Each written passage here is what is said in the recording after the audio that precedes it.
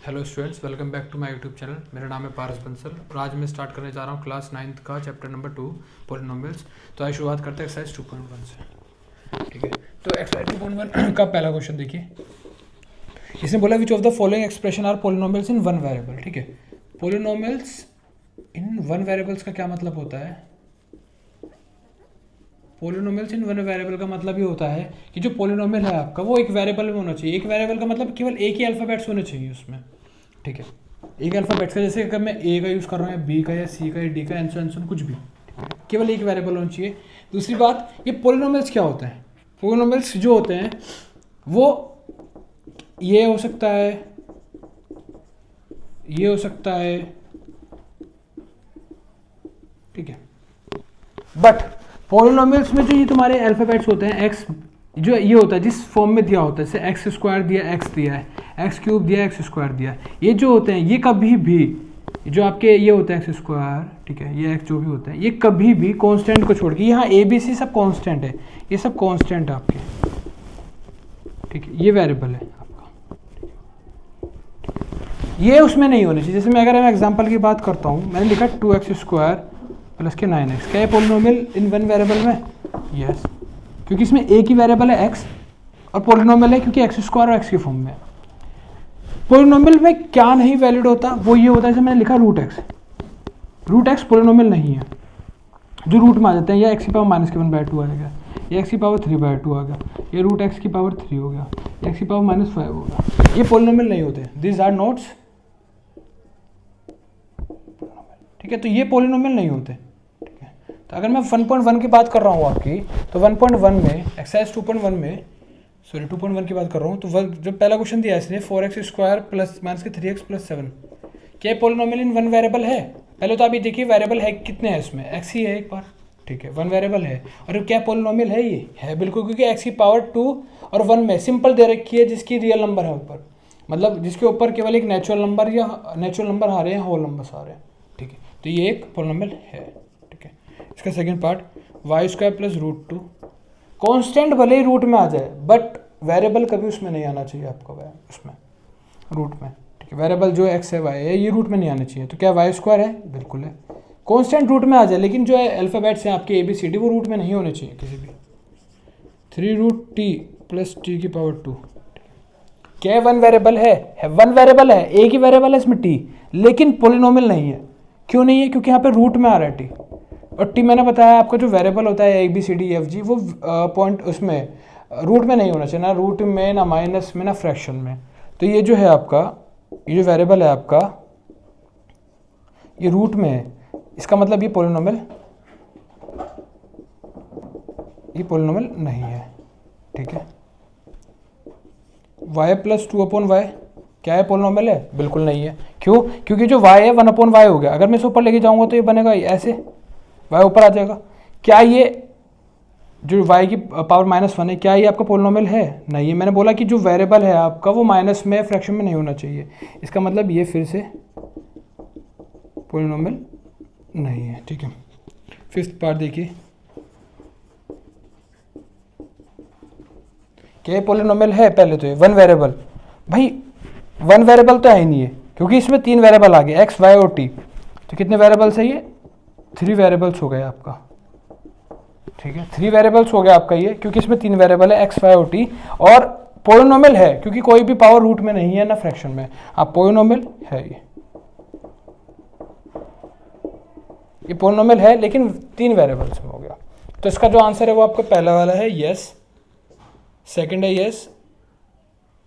ठीक है, बस 2 ही पॉलिनोमियल है इसके अंदर जो वन वेरिएबल में आता है। ठीक है, अब बात शुरुआत करते हैं आपके क्वेश्चन नंबर 2 पे।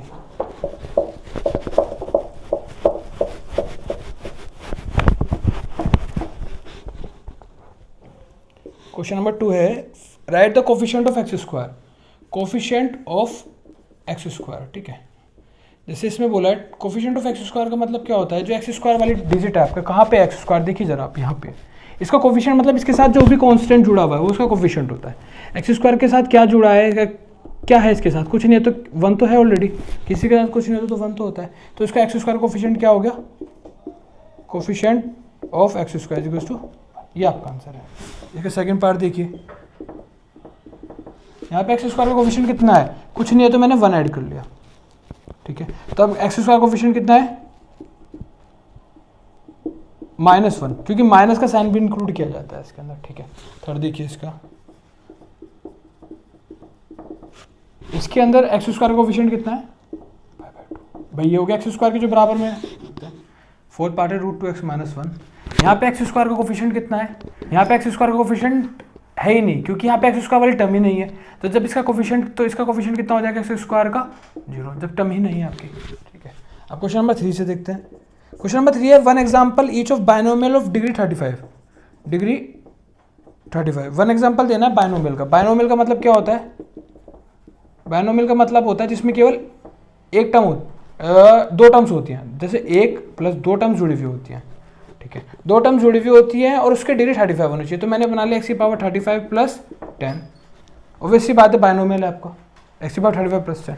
अगला इसने बोला डिग्री जो होनी चाहिए वो 100 होनी चाहिए और मोनोमियल होना चाहिए। मोनोमियल का मतलब इसमें एक टर्म होती है, सिंपल, और डिग्री 100 होनी चाहिए। तो 100 की डिग्री मतलब इसकी डिग्री कितनी है, 100। डिग्री मतलब पावर कहते हैं, डिग्री का मतलब पावर है इसकी 100 और मोनोमियल में मतलब एक टर्म है इसके अंदर, दूसरी टर्म ऐड ही नहीं है।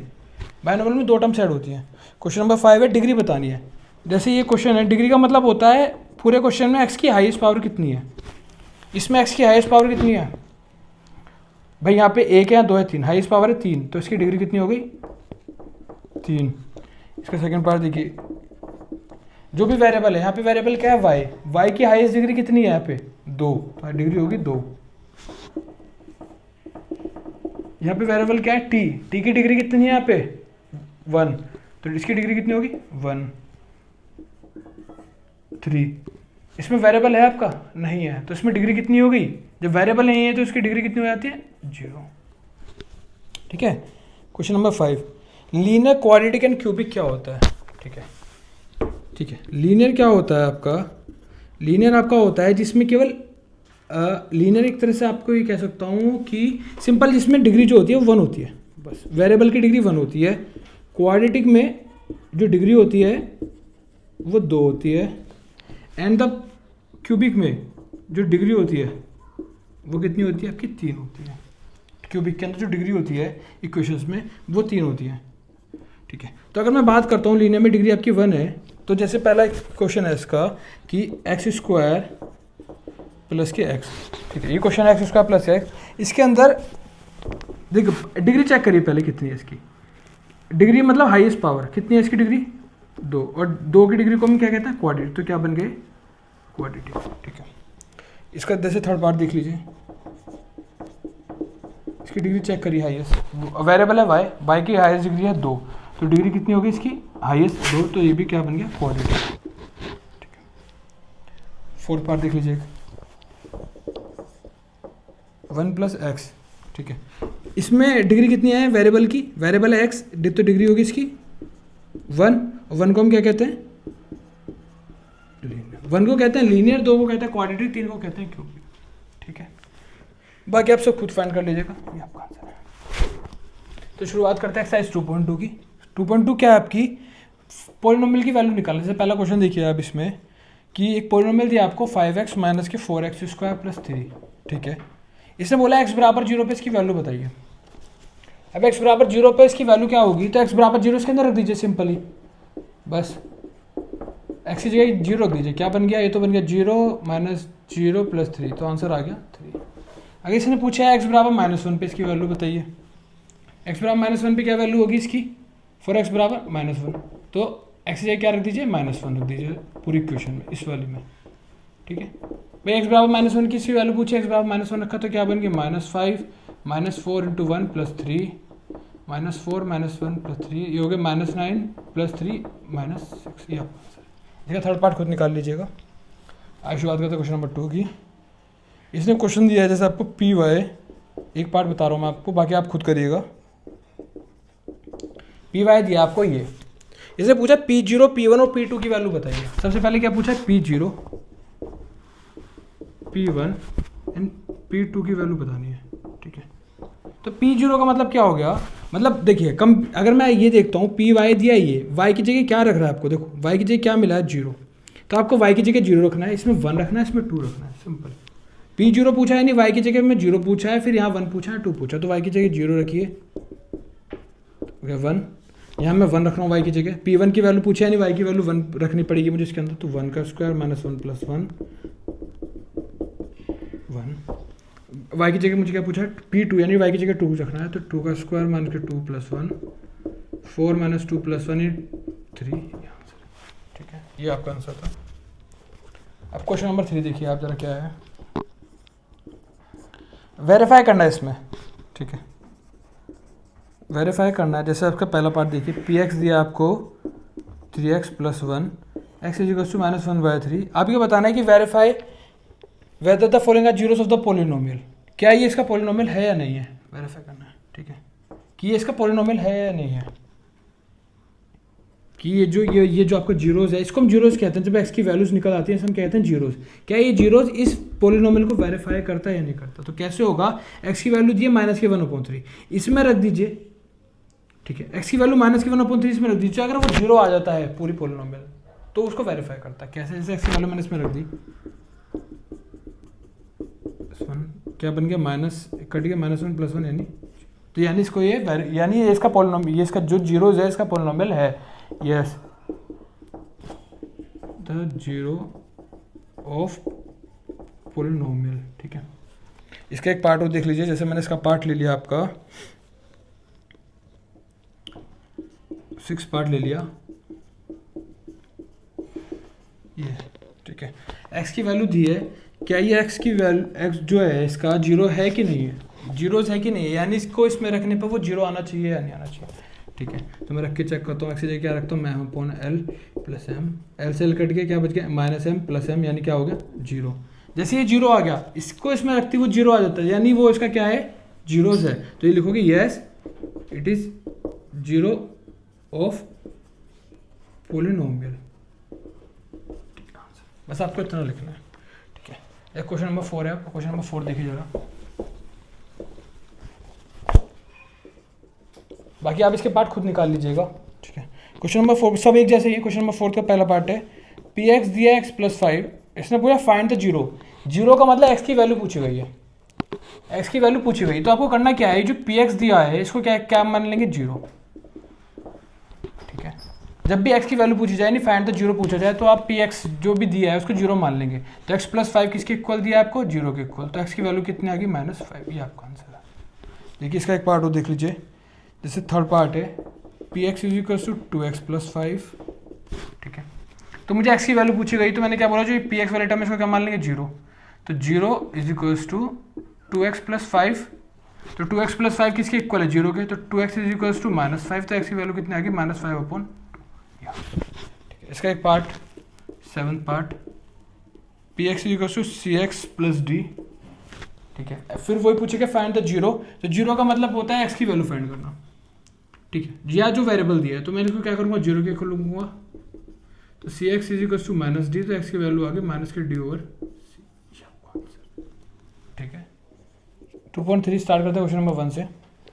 2.3 एक्सरसाइज 2.2 खत्म हो चुकी है, अब इन्होंने पूछा फाइंड द रिमाइंडर, पहला क्वेश्चन है फाइंड द रिमाइंडर, ठीक है। और 2.3 में एक थ्योरम होती है, रिमाइंडर थ्योरम, जैसे क्वेश्चन दिया आपको,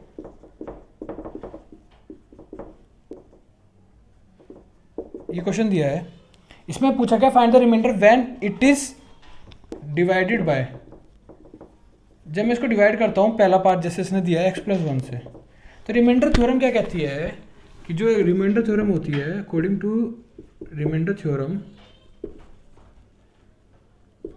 ठीक है, अकॉर्डिंग टू रिमाइंडर थ्योरम क्या कहती है, कि जैसे अगर कोई टर्म किसी की मुझे बताना है कि x + 1 से find the remainder when it is divided by x + 1, ठीक है, तो इसने पूछा रिमाइंडर क्या होगा, तो रिमाइंडर थ्योरम के अकॉर्डिंगली जो x की जिससे हम डिवाइड करते हैं, जिससे भी हम डिवाइड करें, जैसे x + 1 है, तो यहाँ पे x + 1 को मैं किसके इक्वल रखूँगा, जीरो के इक्वल, ठीक है, x + 1 को मैं किसके इक्वल रखूँगा, जीरो, तो x की वैल्यू कितनी आ गई, -1, हमेशा रिमाइंडर थ्योरम के अकॉर्डिंगली, कि x + 1 को मैं जो भी हम जिससे हम डिवाइड करेंगे उसको मैं जीरो के इक्वल रखूँगा, तो x की वैल्यू कितनी है, 1 -1, इस x की वैल्यू -1 को मैं किसके अंदर रखूँगा, इसके अंदर, तो जो बचेगा वो आपका रिमाइंडर होगा, ठीक है। तो x बराबर -1 में किस में रख रहा हूँ, इस वाली में, ठीक है, तो -1 का क्यूब + 3 × -1 का स्क्वायर + 3 × -1 प्लस, -1 + 3 -3 + 1,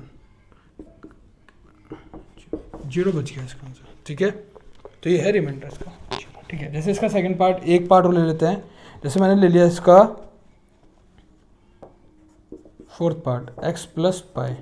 क्या x कि x + पाई से जब इसे डिवाइड करते तो क्या आएगा, तो मैंने बोला x + पाई को मैं किसके इक्वल रखूँगा, पहले जिससे डिवाइड करता हूँ उसे 0 के इक्वल, तो x की वैल्यू कितनी आ गई, -पाई। ये जो x की वैल्यू -पाई आई है, मैं किसको अंदर रखूँगा, इसके अंदर। जो बचेगा वो तो आपका रिमाइंडर होगा। तो पुट की x की वैल्यू पुट करता हूँ मैं इसके अंदर, तो -पाई का क्यूब + 3 × -पाई स्क्वायर + 3 × -पाई + 1। तो ये तो हो गया -पाई का क्यूब + 3 × पाई स्क्वायर -3 पाई + 1। देखिए कोई सोल्व तो कुछ हो नहीं सकता, तो ये जो बच गया वो आपका आंसर है, यही रिमाइंडर है। ठीक है, तो इसका अब आप बाकी के सब पार्ट कर सकते हैं। जैसे क्वेश्चन नंबर 2 आया, ठीक है, तो क्वेश्चन नंबर 2 में इधर बता देता हूँ। क्वेश्चन नंबर 2 है आपका, फाइंड द रिमाइंडर व्हेन, जब मैं इसको x - a से डिवाइड कर रहा हूँ तो रिमाइंडर क्या बचेगा। तो मैंने बताया जिससे डिवाइड करते हैं, जो डिविजन होता है उसको किसके इक्वल लगते हैं, 0 के इक्वल। ये x - a है, तो x की वैल्यू कितनी आ गई, a। ठीक है, अब a को मैं किसके अंदर पुट करूँगा, इसके अंदर। इसके अंदर पुट करने पे जो भी बचेगा वो आपका रिमाइंडर होगा। ठीक है, इसने रिमाइंडर पूछा है, तो x की वैल्यू मैंने पुट करी इसके अंदर, तो a³ - a × a² + 6 × a - a, तो बच गया a³ - a³ + 6 - a, ये कट गया, बच गया 5a। ये आपका आंसर है, ये रिमाइंडर है। ठीक है, क्वेश्चन नंबर 3 देख लीजिए। इसने बोला चेक वेदर ये 7 + 3x is the factor of this. ठीक है, कि ये 7 + 3x जो है वो इस वाले का फैक्टर है। ठीक है, अगर ये इसका फैक्टर हुआ तो जो यहाँ से x की वैल्यू निकालूंगा मैं, वो उसमें रखूंगा तो वो 0 आ जाना चाहिए, रिमाइंडर 0 आ जाएगा, तो वो उसका फैक्टर होता है हमेशा। ठीक है, तो मैं रिमाइंडर अगर 0 बच जाता आपका, जैसे यहाँ रिमाइंडर 5a बचा, अगर ये 0 बच जाता तो उसका फैक्टर हो जाता था। तो मैं क्या करूँगा, पहले 7 + 3x को 0 के इक्वल रखा, तो यहाँ से 3x की वैल्यू आ गई -7, तो x की वैल्यू आ गई -7/3। मैं x की वैल्यू इसमें पुटअप करूँगा। ठीक है, और अगर ये 0 आ गया तभी ये इसका फैक्टर होगा। तो ये क्या बन गया, 3 -7³ यानी -343/27, 3 की पावर 3 -49/3। ठीक है, देखो ये भी माइनस में टर्म है और ये भी माइनस की टर्म है। माइनस की टर्म होने की वजह से देखिए ये माइनस में आएगा आंसर, कर तो सकता नहीं है, इसका मतलब 0 तो नहीं है, नोट 0, 0 नहीं है। इसका मतलब क्या हो गया आपका कि ये इसका फैक्टर नहीं है, तो आप लिखोगे no, it is not the factor. बस ये आंसर है आपको कि ये इसका फैक्टर है ही नहीं। ठीक है।